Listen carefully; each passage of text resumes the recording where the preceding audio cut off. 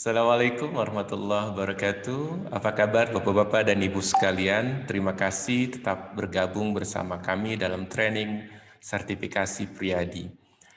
Sebelumnya kita berbicara tentang nilai R dan pengaruhnya terhadap karakter kepribadian.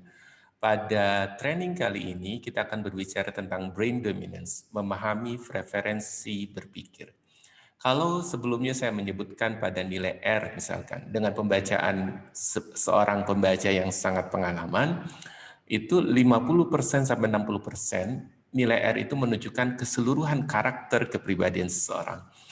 Begitu juga sebetulnya dari brain dominance. Kalau kita melihat bangunan model dari model rainbow model assessment dari brain dominance seseorang, boleh jadi 50% sampai 70% bangunan karakter kepribadiannya akan terbaca dari situ. Nah, begitu pentingnya teori brain dominance dalam tes Priyadi ini, sehingga saya meletakkan itu sebagai materi pertama pada pendalaman materi tes Priyadi, yaitu di chapter awal terkait dengan brain dominance, dominansi otak. Nah, secara umum, teori brain dominance itu dikembangkan oleh Ned Herman. Ned Herman bukan seorang psikologis pada awalnya. Beliau adalah seorang fisikawan dari Cornell University yang kebetulan bekerja di bidang SDM di General Motors, salah satu perusahaan terbesar otomotif di Amerika. Nah, dengan kemampuan analytics-nya dan ketertarikan yang kuat terkait dengan assessment psikologi, lalu kemudian dia membuat sebuah istilahnya itu instrumen test untuk melihat thinking preferences seseorang, yaitu brain dominance seseorang, dengan menggunakan basis teori dari Ned Herman, teori dari Robert Sperry. Sebagaimana diketahui, basis teori dari Ned Herman itu adalah basis teori split brain dari Robert Sperry, yang secara umum membagi belahan otak itu menjadi otak yang lebih mengarah ke aspek-aspek kreatif dan ekspresif, yang itu biasa disebut otak kanan, dan aspek-aspek yang lebih mengarah kepada analitik dan organisasi atau biasa disebut sebagai otak kiri. Nah, secara umum Ned Herman itu mengatakan bahwa yang dimaksud dengan brain dominance di data HBDI milik beliau itu adalah yaitu thinking preferences, kecenderungan cara berpikir yang lebih disukai oleh seseorang. Sehingga itulah yang kemudian tampak dan dominan muncul dalam keseharian seseorang. Nah, secara umum yang dimaksud dengan brain dominance itu adalah kita mempelajari apa yang lebih disukai untuk dipelajari oleh seseorang. Jadi kalau misalkan kita lebih sukanya untuk hal-hal yang lebih detail, maka itu adalah yang muncul dalam keseharian kita. Nah, yang kedua yang dimaksud dengan brain dominance adalah mengetahui bagaimana cara terbaik untuk mempelajari apa yang kita sukai, yaitu mempelajari learning experience atau lebih mengarah kepada gaya belajarnya. Sehingga sebetulnya kalau Bapak dan Ibu nanti lanjut pada training kami yang mengarah kepada senior consultant, akan ada sebuah keterkaitan data yang kuat antara teori dari Ned Herman ini dengan teori gaya belajar dari Kolb. Nah, yang menarik adalah secara umum Ned Herman membagi belahan otak itu menjadi 4 bagian utama. Ada yang disebut upper left, jadi otak kiri bagian atas, yang mengarah kepada fungsi logical, analytical, fact-based, dan kuantitatif. Ada otak kiri bagian bawah atau lower left, ini disebut organized brain, jadi kecenderungan yang mengarah kepada kebiasaan untuk menyukai hal-hal yang lebih terorganisasi, berurutan, terencana, dan detail. Serta ada bagian otak yang kanan atas atau upper right. Ini yang kita sebut flexible brain, yaitu bagian otak lebih mengarah kepada sisi bahwa seseorang dalam hal berpikir lebih senang yang fleksibel, tidak dikukung, holistik, intuitif, dan terintegrasi. Nah, sementara kalau orang kuat di otak kanan bagian bawah atau disebut lower right adalah atau biasa kita sebut social brain, ada kecenderungan orang tersebut lebih kuat pada sisi interpersonal, feeling based bermain dengan perasaannya, kinestetik bergerak, dan cenderung emosional. Nah, yang menarik adalah nanti ada perbedaan pada slide presentasi berikutnya terkait dengan pemahaman keseluruhan teori brain dominance dari Ned Herman ini ketika diadaptasi ke tes Priadi. Nah, sekarang kita akan berbicara apa manfaatnya kita mengetahui dominansi. Jadi sebetulnya memanfaatnya kita mengetahui sesuatu yang kuat dari kita itu apa sebetulnya. Nah, hal yang paling utama yang menjadi benefit seandainya kita mengetahui brain dominance kita atau dominansi otak kita yaitu pertama, mengetahui respon utama otomatis terhadap setiap situasi. Ini penting sekali. Jadi yang paling alamiah dari kita itu merespon sesuatu seperti apa. Kan ada orang yang cenderung ketika mendengar satu berita terkait dengan satu yang mengancam dirinya, dia kemudian jadi worry. Nah, itu adalah respon utama otomatis yang keluar dari dirinya. Tapi ada orang lain ketika ancaman datang selama itu tidak real, misalkan virus seperti ini, tidak terlihat kasat mata dalam pandangannya, dia merasa aman-aman saja karena dia melihat sepanjang yang dia lihat tidak ada ancaman itu. Nah, respon utama otomatis ini yang penting diketahui ketika kita mempelajari brain dominance. Yang kedua, mengenali level keterampilan yang lebih tinggi dibandingkan yang semestinya kita bisa raih. Jadi dengan mengetahui brain dominance sebetulnya Bapak dan Ibu bisa melakukan pilihan intervensi, pilihan kegiatan yang bisa kita lakukan untuk menguatkan apa yang sudah kuat dan mengantisipasi kelemahan yang mungkin kita miliki. Misalkan ini adalah Diego Armando Maradona, jadi legend di bidang sepak bola. Beliau kalau kita perhatikan ada kecenderungan ketika mengolah bola selalu menggunakan kaki kiri, jadi kidal, sama seperti Lionel Messi. Nah, kecenderungan itu yang kita sebut sebagai respon utama otomatis ketika dia pertama kali melihat bola atau istilahnya itu menendang bola dan sebagainya. Jadi yang paling mudah bagi dia itu menggunakan kaki kiri, bukan kaki kanannya. Nah, karena dia misalkan sekarang terus katakanlah pada level intelijensianya dia bagus. Nah, kalau dalam sepak bola yang disebut orang cerdas itu kalau dia bisa memposisikan diri, melihat strategi, menginterpretasikan strategi dari pelatih misalkan. Dia bisa memposisikan diri, nah karena dia sudah mengetahui level dari keterampilan dia dalam hal memahami strategi pelatih, nah dia bisa tingkatkan sampai ke level yang lebih tinggi. Nah, selanjutnya, secara umum, brain dominance itu nantinya diarahkan untuk juga mengetahui kita itu lebih cenderung cocok bekerja pada bidang pekerjaan seperti apa. Itu kecenderungan nantinya setelahnya. Dan begitu juga di tes Priadi. Tapi yang berbeda nanti di tes Priadi,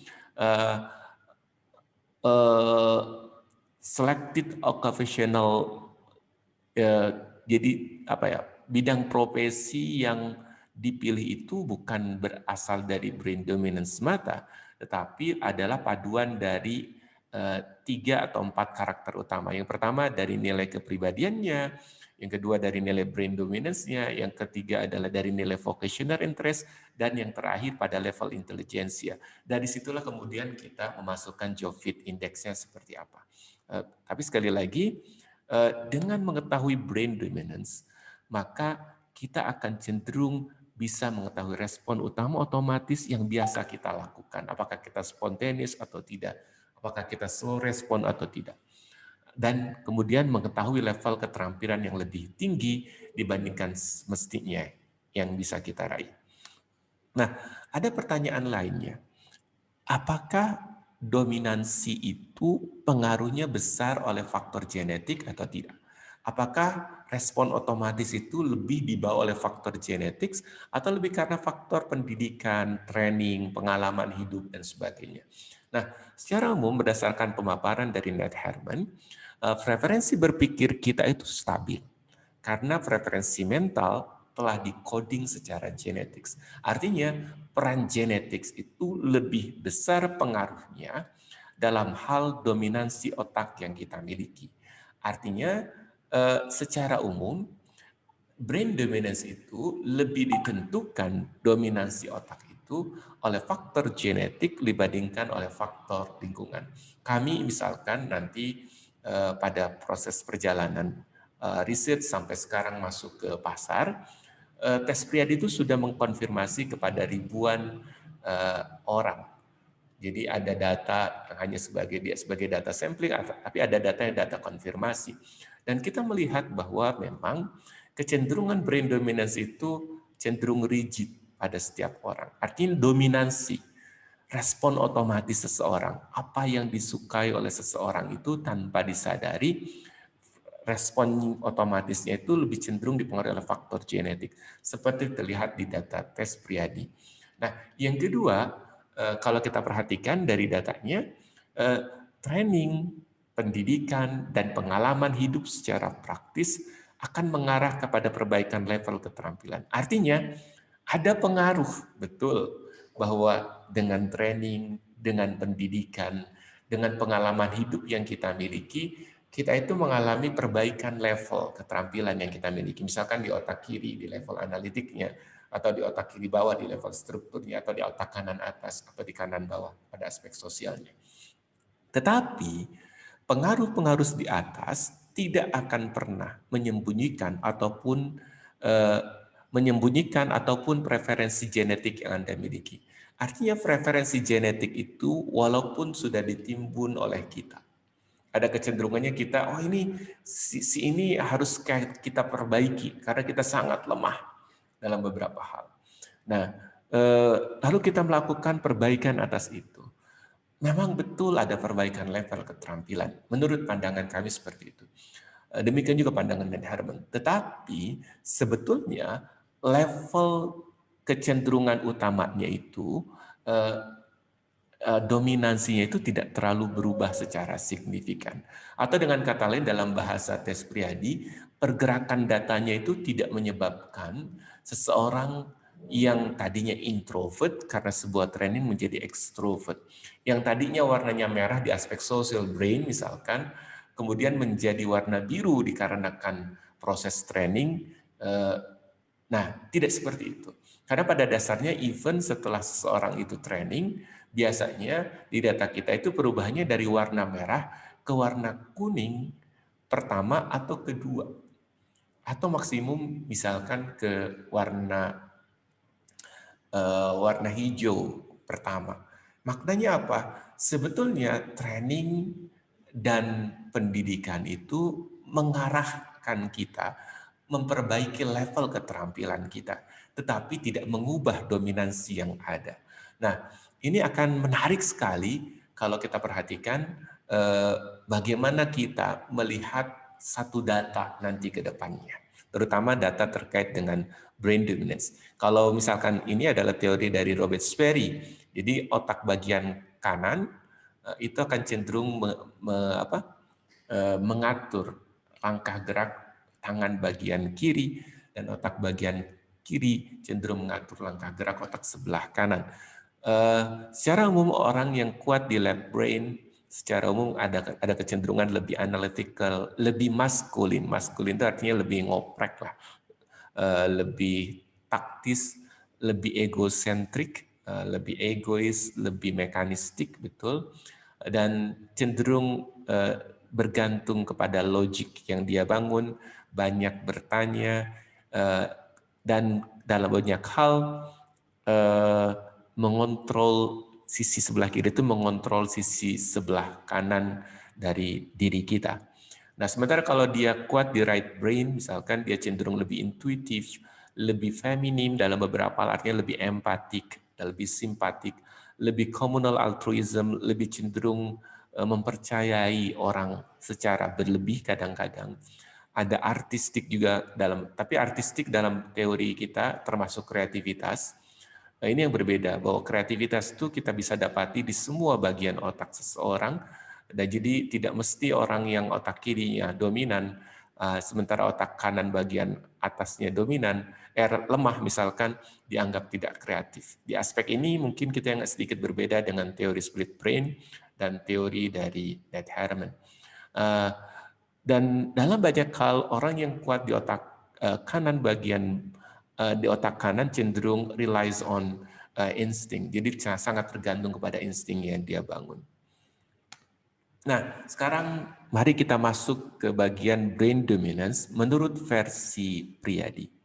Nah, berdasarkan ini saya menggunakan model asli yang dimodifikasi dari teori HBDI, Herman Brain Dominance Inventory.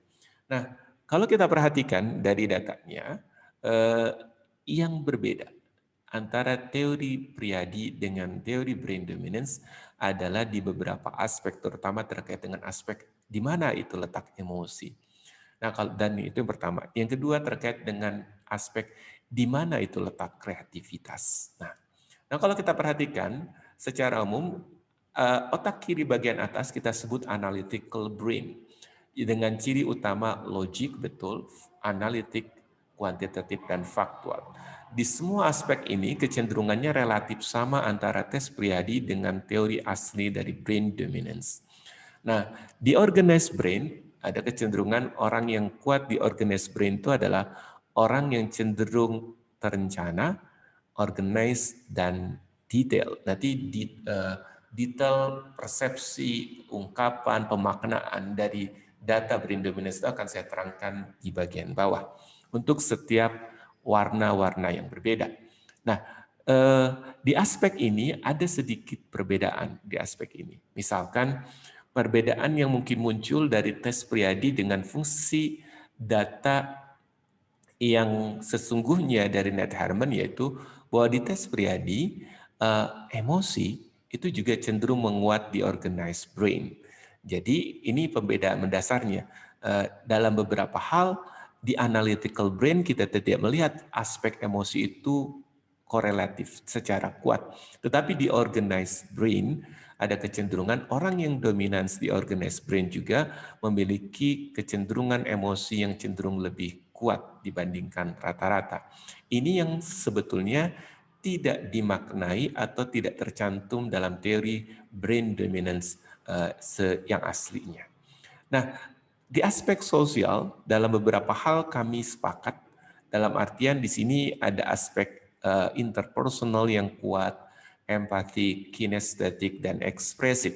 Di aspek social brain, kecenderungannya memang relatif sama antara Priadi dengan aslinya dari brain dominance.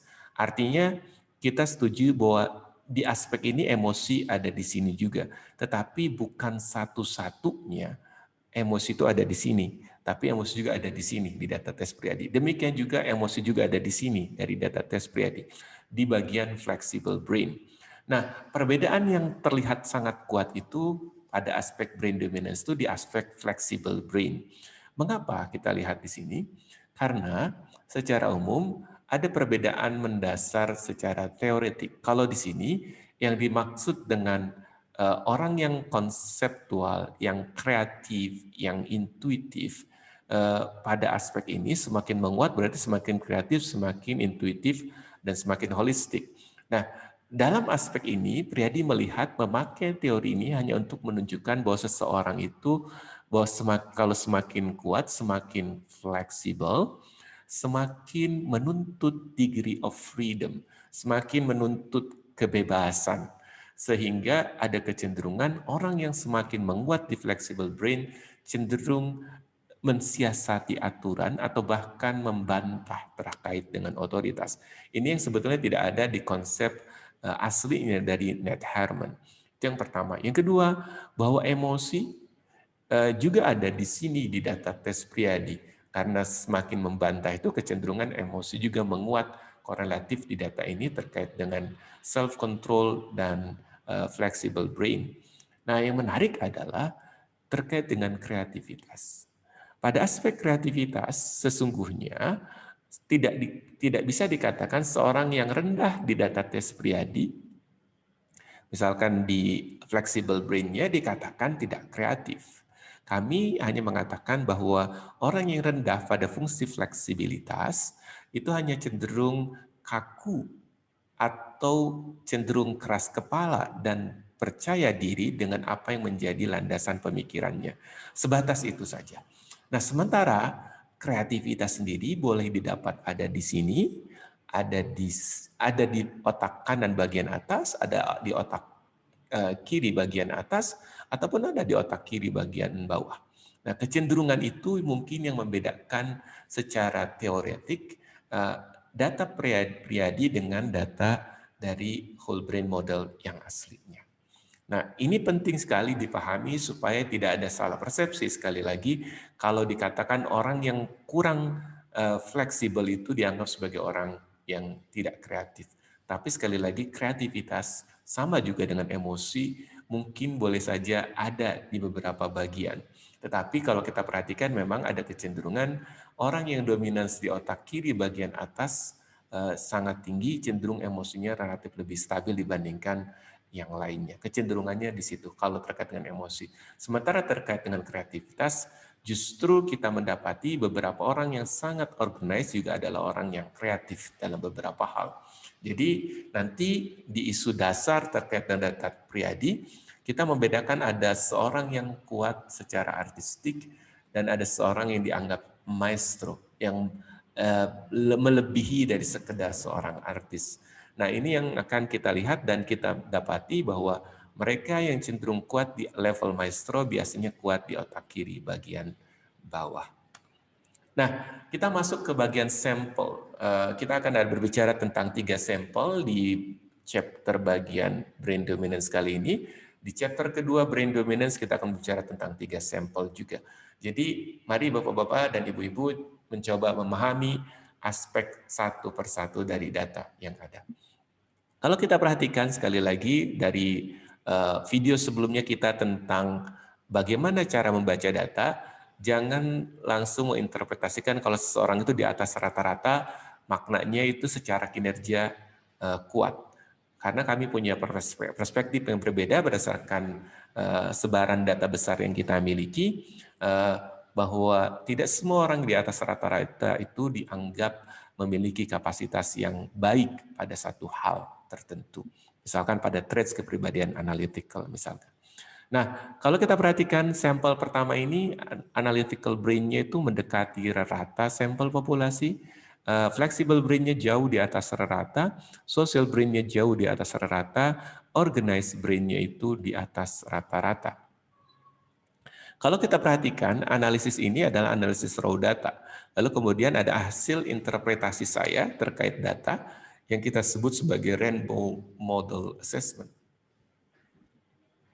Kalau kita perhatikan, data yang tadinya itu 77 di atas rata-rata, kita anggap dari datanya itu analytical brain itu jatuh di warna hijau pertama. Nah, warna hijau pertama pada aspek analytical brain itu bermakna bahwa seseorang itu dianggap intuitif, imajinatif yang kadang tidak terlalu mengikuti aspek logiknya. Jadi ada kecenderungan pada aspek ini yang lebih dominan adalah aspek bahwa yang bersangkutan itu cenderung intuitif, logik dalam beberapa hal, tetapi aspek imajinasi juga berkembang kalau kita perhatikan.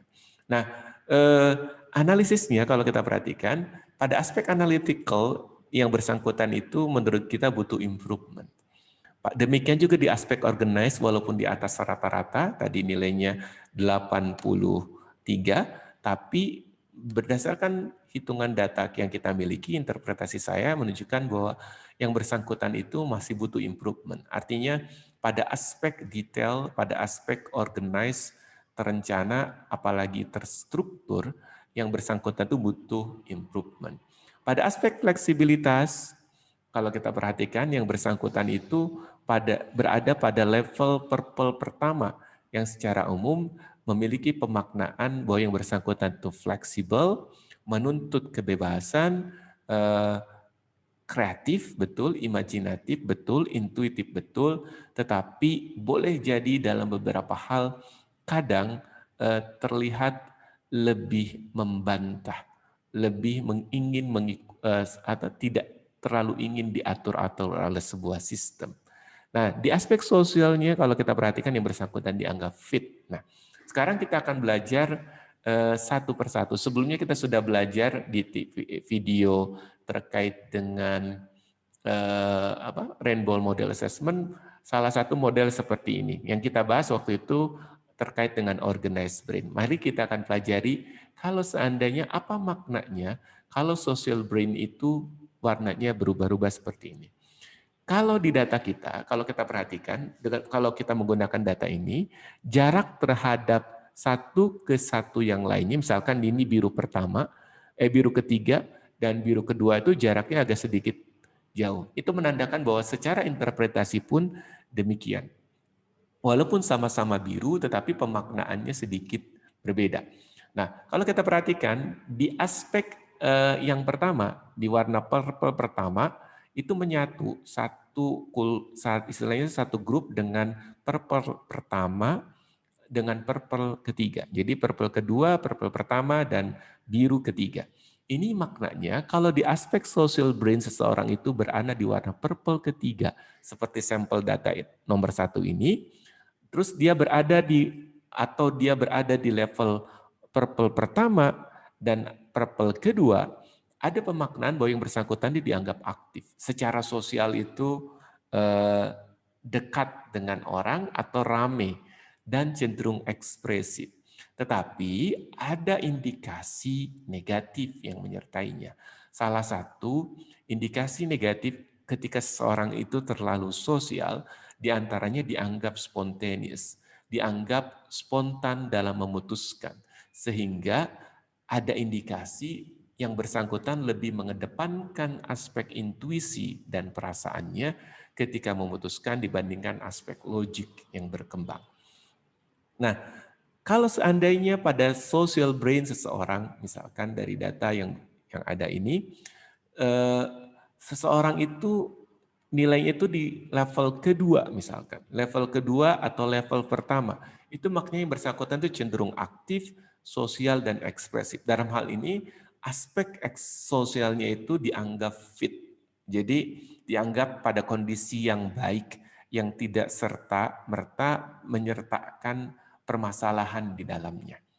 Nah, kalau seandainya orang itu berada di level sosial warna kedua atau warna pertama, akan ada kecenderungan seseorang itu dianggap lebih selektif, lebih memilih kawan, ada kecenderungan butuh kecocokan untuk dekat dan berteman. Artinya tidak dengan semua orang yang bersangkutan itu bisa berinteraksi dengan sedekat-dekatnya. Kadang dalam beberapa hal dia butuh perantara orang lain untuk bisa dekat dengan orang lain.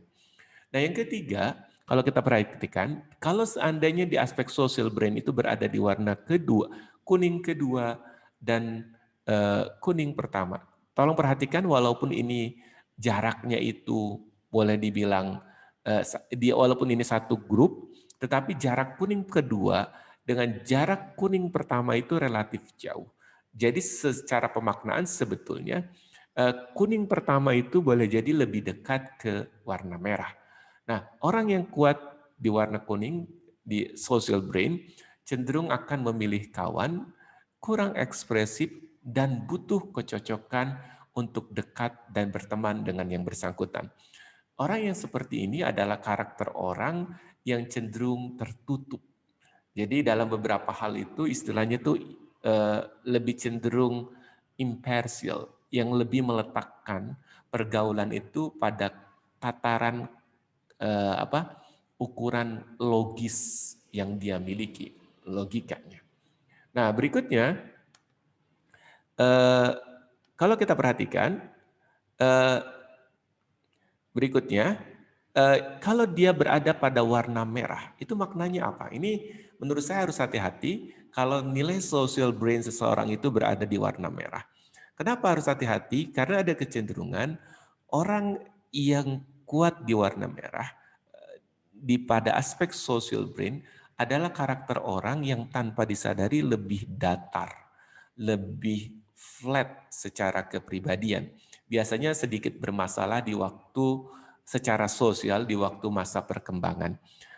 Tertutup karakteristiknya, ada indikasi dari data kita bahwa yang bersangkutan butuh intervensi sosial saat usia perkembangan. Ini yang menarik dalam data tes Priadi, bahwa sekali lagi data-data itu dipetakan dalam warna-warna yang berbeda. Nah, selanjutnya, jadi kalau Bapak dan Ibu bertanya, lalu apa pemaknaan dari data seperti ini? Kalau kita perhatikan dari data seperti ini, dengan merujuk dari apa yang dikatakan oleh Ned Herman, kalau berdasarkan teori Ned Herman, kecenderungan profesi yang mungkin dia pilih adalah seperti ini misalkan. Modelingnya akan cenderung mirip seperti modeling yang ini. Jadi karakter yang ekspresif, yang terbuka, yang komunikatif, tetapi boleh jadi sedikit bermasalah dengan aturan atau sedikit bermasalah ketika bekerja diharuskan prosedural atau on target. Kecenderungannya seperti itu. Karena boleh jadi yang bersangkutan itu sekali lagi risk taker, cenderung cepat mengambil keputusan dan cenderung memang mendekati kegiatan-kegiatan yang lebih mengarah kepada hal-hal yang berisiko dalam beberapa hal. Nah, jadi kalau kita perhatikan, kalau Bapak dan Ibu melihat data sampel data di sini, kebetulan sebetulnya kami bisa melihat permasalahan yang lebih dalam terkait dengan pemilik data di sini. Tetapi karena materi training pada Priadi konsultan ini di level ini tidak lebih menekankan di aspek masalah kepribadian, maka kita tidak berbicara lebih banyak terkait dengan permasalahannya. Cukup dari permasalahan yang ditampilkan di sini saja yang mungkin Bapak dan Ibu akan pelajari. Kalau Bapak dan Ibu tertarik untuk lebih mempelajari permasalahan kepribadian pada aspek klinikal, boleh nanti sign in di training kita berikutnya di Priadi Senior Consultant level. Nah, sampel kedua misalkan. Di data sampel kedua sebetulnya mirip-mirip tetapi ada perbedaan yang mendasar. Kalau kita perhatikan. Di sampel yang kedua, perbedaannya adalah kalau kita perhatikan nilai analyticalnya itu di bawah rata. Di bawah rata sampel populasi dengan nilai fleksibilitas pun sebetulnya cenderung di bawah rata juga. Tetapi pada aspek social brain yang sangat kuat dominan dan pada aspek organized brain yang juga di bawah rata. Dalam interpretasi brain dalam interpretasi Rainbow Model Assessment seperti apa modelingnya? Terlihat seperti ini. Kalau kita perhatikan sampel kedua ini berbeda dengan sampel yang pertama karena sebetulnya lebih dalam lagi terkait dengan isu keterkaitan atau keteraturan, kepatuhan terkait dengan aturan atau kehati-hatian terkait dengan data. Di sampel kedua, kalau kita perhatikan dari datanya, pada aspek analytical brain-nya itu jauh cenderung di bawah rata, yang bermakna, yang bersangkutan itu butuh improvement yang sangat kuat untuk mencapai level yang ideal dari seorang analytical.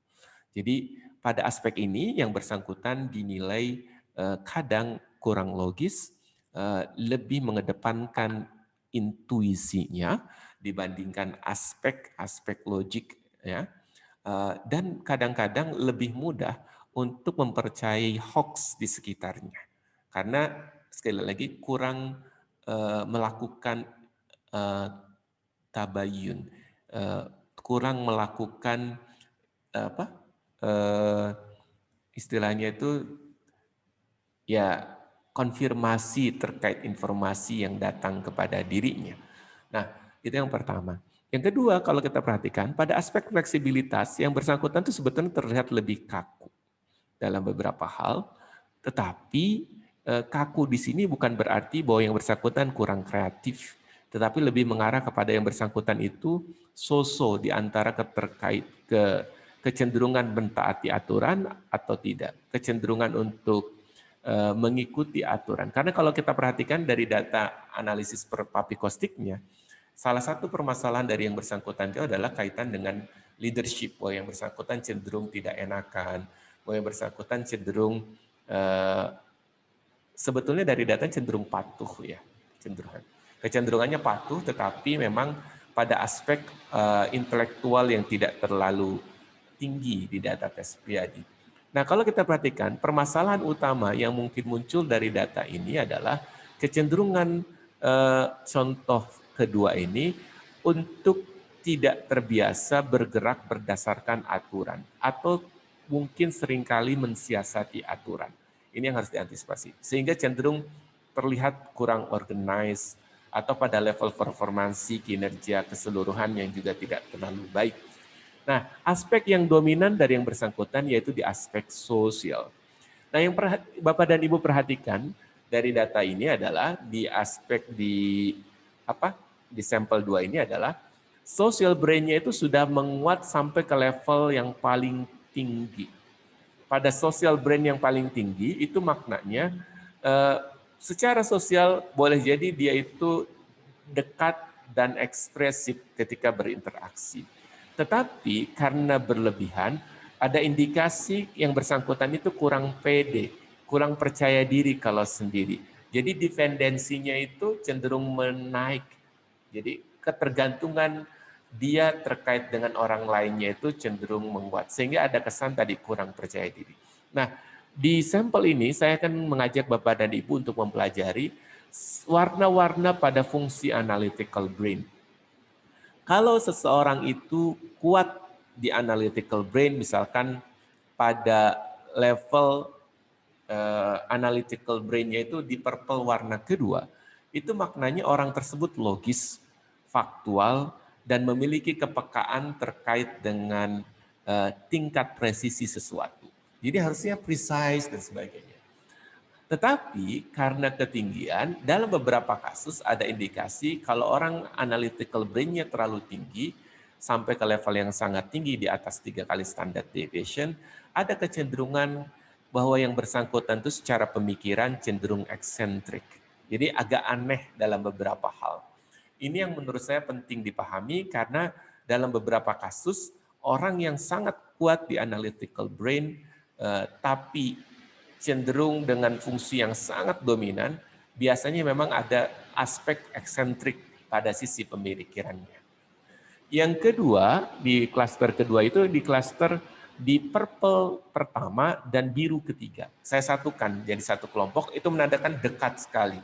Bahwa kayaknya secara data, kalau orang berada di analytical brain warna purple ke pertama, itu relatif sama atau dekat dengan orang yang berada di analytical brain warna biru yang ketiga.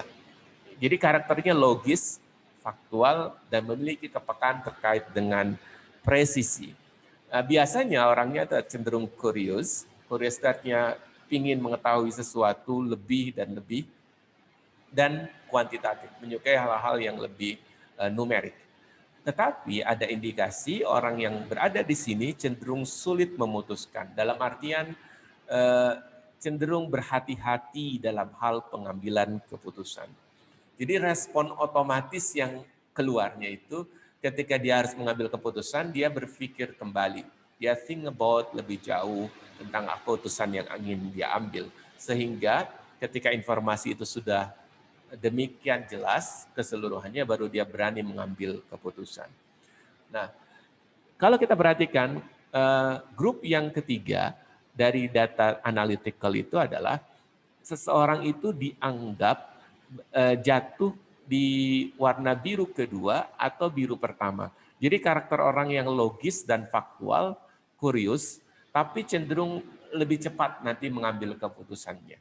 Jadi berbeda ya dengan klaster yang biru ketiga dan klaster purple pertama, perbedaannya adalah bahwa klaster ini tuh lebih cepat, lebih taktis, lebih dalam beberapa hal teoretikal iya, tetapi pragmatis juga dalam beberapa hal.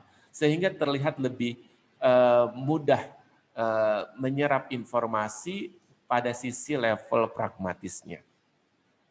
Nah, kalau dia seseorang itu berada di level di warna biru, warna hijau kedua ataupun hijau pertama, itu maknanya di fungsi analitik yang bersangkutan itu intuitif, faktual, imajinatif, walau kadang tadi saya sebut kurang logis.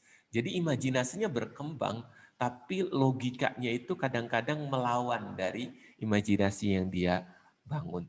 Jadi dalam beberapa hal orang yang cenderung berada pada level di bawah warna biru pada fungsi analytical dalam beberapa hal memang cenderung lebih pragmatis. Lebih pragmatis dalam artian tidak terlalu senang berteori secara mendalam, tetapi dia adalah seorang yang imajinatif, yang sangat sensitif terkait dengan opportunity yang ada di dalam kesehariannya. Ini yang berbeda dari yang lainnya. Nah, sementara kalau dia berada pada level warna kuning, seperti di sampel nomor 2 ini, baik itu kuning pertama atau kuning kedua, ataupun dia berada di warna merah, permaknaannya adalah bahwa yang bersangkutan adalah seorang karakter yang intuitif, spontan, tetapi cenderung kurang perhitungan. Akal rasanya sering di depan akal pikirannya. Jadi dalam banyak hal karakteristiknya, kepribadiannya lebih dipengaruhi oleh perasaan yang mungkin muncul karena pengalaman yang dia terima di sekitarnya dibandingkan oleh perspektif logika yang ada. Ini yang menyebabkan dalam beberapa hal orang yang cenderung berada pada level warna kuning atau warna merah pada aspek analytical brain di data pribadi seringkali terlihat lebih ceroboh dibandingkan pribadi yang lainnya. Oke, kita masuk ke sampel yang terakhir yaitu pada sampel nomor 3. Nah, kalau di sampel nomor 3 ini ada perbedaan yang sedikit mendasar. Kalau kita perhatikan, perbedaannya itu terletak pada nilai analytical brain dari sampel ketiga yang berbeda. Misalkan analytical brain-nya itu di atas rata-rata, flexible brain-nya juga jauh di atas rata-rata, social brain-nya juga di atas rata-rata, tapi mendekati rata sampel populasi, organized brain-nya itu di atas rata-rata. Dalam hal pemaknaan terkait dengan Rainbow Model Assessment, saya menuliskannya seperti ini. Kalau kita perhatikan, nilainya itu tadi analyticalnya 84. Sebetulnya sudah lumayan jauh di atas rata, tapi berdasarkan perhitungan data besar kita, secara umum kami menempatkan yang bersangkutan itu pada level analytical di level pertama warna biru. Jadi dianggap sebagai karakter yang logis, faktual, dan memiliki curiosity yang kuat terkait satu hal yang menjadi passion yang bersangkutan. Nah, tetapi kalau kita perhatikan, pada aspek flexible brain-nya itu di data kita sangat tinggi. Bahkan kalau dalam perspektif kita, ini sudah mengarah kepada flexible brain yang kadang mengarah kepada permasalahan juga kadang-kadang. Nah, di aspek social brain-nya fit dari data kita, artinya pada fungsi sosial yang paling bagus. Tidak terlalu sosial, tapi juga tidak terlalu tertutup. Di aspek tadi saya sebutkan bahwa aspek sosial di level biru pertama dan level biru kedua, itu pada aspek sosial yang menurut kami baik, karena tidak mengandung resiko yang cukup dalam. Nah, pada aspek organized brain-nya juga cenderung kuat dari data kita. Jadi pada aspek yang kita anggap sudah fit. Nah, karakter ini kalau secara keseluruhan dibacanya, kemungkinan permasalahan yang muncul adalah karena fleksibilitas yang terlalu kuat. Kadang-kadang dalam bahasa kita, yang bersangkutan itu dianggap dibandingkan sampel 1, 2 itu dianggap lebih cerdas, betul. Karena analyticalnya lebih tinggi, lebih organized. Tetapi kadang-kadang dengan fleksibilitas yang tinggi menyebabkan yang bersangkutan itu kadang suka mensiasati aturan. Ini yang kita akan, dan juga boleh jadi membantah atau memiliki sensitivitas ketika diingatkan. Nah, kita fokus sekarang pada fungsi contoh flexible brain. Kalau flexible brain itu warnanya purple pertama, purple kedua yang paling tinggi, itu maknanya seseorang itu cenderung fleksibel, intuitif, kreatif, imajinatif. Tetapi sekali lagi fleksibilitas yang tinggi akan menguatkan degree of freedom seseorang, kecenderungan seseorang untuk menuntut kebebasan. Nah, ketika seseorang cenderung menuntut kebebasan, makna lainnya adalah orang tersebut tidak suka diatur, orang tersebut juga cenderung membantah. Jadi di aspek flexible brain, kalau dia warna purple, kecenderungan untuk membantahnya cenderung menguat. Dalam beberapa aspek psikologi, membantah itu lawan dari loyalty. Lawan dari seseorang itu obey, patuh terkait dengan aturan. Ini yang menurut saya harus dipahami oleh bapak-bapak dan ibu sekalian ketika mempelajari datanya satu demi satu. Nah, masalah yang mungkin muncul juga ketika seorang itu ada flexible brain-nya itu menguat sampai ke level purple warna pertama adalah kecenderungan susah fokus, distraktif, mudah teralihkan. Boleh jadi dia pintar tetapi dalam beberapa hal misalkan terkait dengan aspek logis matematiknya mungkin dia akan butuh effort yang sangat kuat untuk mempelajari dan mempelajari lagi hal-hal terkait dengan matematik. Di pelajaran lain mungkin dia tidak seperti itu, tapi pada aspek itu mungkin dia sedikit bermasalah. Nah, itu yang pertama. Yang kedua, kalau warna purple di purple-nya itu level pertama. Orangnya kreatif, intuitif, imajinatif, adaptif betul. Tapi kadang sekali lagi membantah, fokus kerjanya juga kadang bercabang kalau dari datanya. Nah, yang dalam data kami yang cenderung menguat pada aspek yang tepat di aspek fleksibilitas itu adalah pada aspek kecenderungan di warna biru pertama dan biru kedua, serta biru ketiga juga. Jadi hanya menunjukkan bahwa seorang itu fleksibel, adaptif, terkait dengan perubahan dan toleran. Nah, Bapak dan Ibu sekalian, coba terlihat, perhatikan dari data kita, sebetulnya kreativitas dari data ini, bahwa seseorang itu kalau seandainya jatuh berada di level warna hijau, kuning, atau merah, tidak berarti dia tidak kreatif. Dalam bahasa kita, nanti saya akan terangkan di sini, bahwa ketika seseorang itu jatuh di warna, katakanlah di warna, dia berada di level warna hijau pertama, atau misalkan di level warna hijau kedua, ada kecenderungan seseorang itu cenderung dinilai kaku saja, cenderung taat kepada aturan. Jadi degree-nya itu semakin ke atas, semakin ke warna purple, kecenderungannya cenderung memang kurang taat terkait dengan aturan. Tapi kalau semakin ke bawah, justru dalam beberapa hal cenderung secara umum lebih mentaati aturan dalam beberapa hal. Nah, yang ketiga, yang itu kelompok berikutnya, itu kelompok yang ada di warna kuning dan warna merah. Jarak antara kuning pertama dan kuning kedua itu kalau kita perhatikan agak jauh. Jadi pemaknaannya kalau mendapati Bapak dan Ibu seseorang itu berada di warna kuning pertama, itu lebih dekat ke warna merah pada dasarnya, yaitu karakter yang cenderung kaku, cenderung taat kepada aturan, betul, tetapi cenderung keras kepala dan percaya diri terkait ide pemikiran yang dia anut. Nah, ini menurut saya yang penting oleh Bapak dan Ibu perhatikan, dan kita akan pelajari bersama sekali lagi pada sampel 3, 4, dan 6.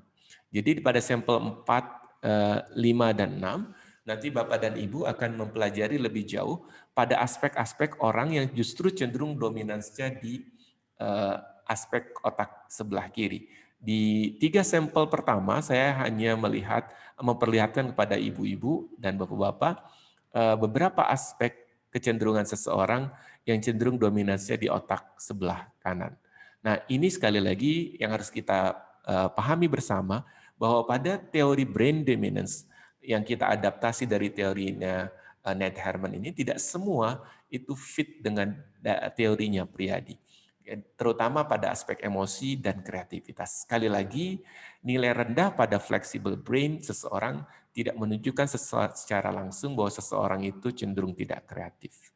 Tetapi lebih jauhnya nilai fleksibilitas flexible brain itu lebih cenderung pada data kita terlihat untuk menunjukkan tingkat fleksibilitas terkait dengan pemikiran dan sebagainya. Dan yang kedua adalah terkait dengan ketaatan terhadap aturan. Ini yang menurut saya berbeda dibandingkan hasil data utama dari brain dominance berdasarkan teori Nath-Herman. Oke Bapak dan Ibu sekalian, nanti kita akan bertemu lagi pada video yang kedua pada pembahasan brain dominance pada sampel nomor 4, 5, dan 6. Assalamualaikum warahmatullahi wabarakatuh.